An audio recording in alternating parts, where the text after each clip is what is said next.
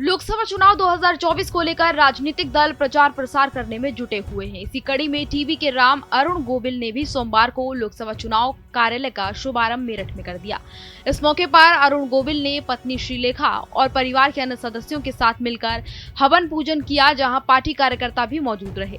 बता दें कि इस बार भाजपा के विजय रथ को रोकने के लिए समाजवादी पार्टी और कांग्रेस इंडिया गठबंधन के तहत एकजुट है, इसलिए यहाँ पर सपा उम्मीदवार अतुल प्रधान को कांग्रेस की ओर से पूरा समर्थन रहेगा। आपको बता दें कि अरुण गोविल का नाम सामने आने के बाद ही सपा गठबंधन ने अपने उम्मीदवार को यहां पर बदल दिया था और सरधना से विधायक अतुल प्रधान को यहां पर उतारा है। इससे पहले सपा ने भानु प्रताप को अपना प्रत्याशी बनाया था। फिलहाल भाजपा के अरुण गोविल को राष्ट्रीय लोक दल, अपना दल, सुभाषपा और निषाद पार्टी का समर्थन प्राप्त है।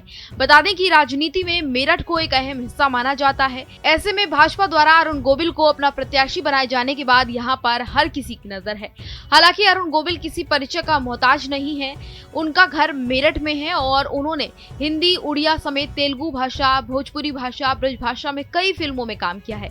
लेकिन सबसे ज्यादा लोकप्रियता उनको रामानंद सागर की टीवी सीरियल रामायण धारावाहिक से मिली है। इसमें उन्होंने भगवान राम की भूमिका निभाई थी। आपको बता दें कि अरुण गोविल ने फिल्म आर्टिकल 370 में भी पीएम मोदी का रोल निभाया था। तो वहीं वह लगातार राम भगवान के आदर्शों को लेकर लगातार सोशल मीडिया पर पोस्ट भी शेयर करते रहते हैं। वह न केवल बड़े बल्कि बच्चों के भी आदर्श हैं। जनवरी में अयोध्या में राम मंदिर के उद्घाटन में भी वो पहुंचे थे। 2021 में अरुण गोविल भाजपा में शामिल हुए थे और तभी से लगातार बीजेपी सरकार की योजनाओं की जानकारी लोगों को देते रहते हैं। गोविल की पहली फिल्म 1977 में रिलीज हुई थी। इसके बाद 1980 के दशक के अंत में शुरू हुआ रामायण धारावाहिक लोगों के घर घर तक पहुंचा था। उनकी लोकप्रियता इस कदर थी कि जब भी उन्हें कोई कहीं पर देखता था तो पूजा करने लगता था। वहीं अगर बात की जाए अतुल प्रधान की, तो ये सपा प्रमुख अखिलेश यादव के बेहद करीबी माने जाते हैं। इन्होंने 2012 के विधानसभा चुनाव में राजनीति में कदम रखा। वेस्ट यूपी के बड़े नेताओं में प्रधान का नाम लिया जाता है। वे गुज्जर समाज से आते हैं, इसीलिए समाजवादी पार्टी ने गुज्जर कार्ड यहाँ पर खेला है। अखिलेश ने उन पर भरोसा किया है और सरधना विधानसभा सीट से उतारा था, तब वह तीसरे नंबर पर आए थे। इस चुनाव में भाजपा के संगीत सिंह सोम चुनाव जीत गए थे, लेकिन सपा ने उन पर 2017 में फिर दांव खेला। लेकिन इस बार चुनाव में भी प्रधान को हार का सामना करना पड़ा, लेकिन उनका वोट प्रतिशत बढ़ा था और दूसरे नंबर पर वो आए थे। दूसरी बार अखिलेश यादव ने लगातार उनके ऊपर भरोसा बनाए रखा और 2022 में उन्हें फिर से उतारा। इस बार सपा और रालोद के गठबंधन के तहत उन्हें चुनाव लड़ाया गया था।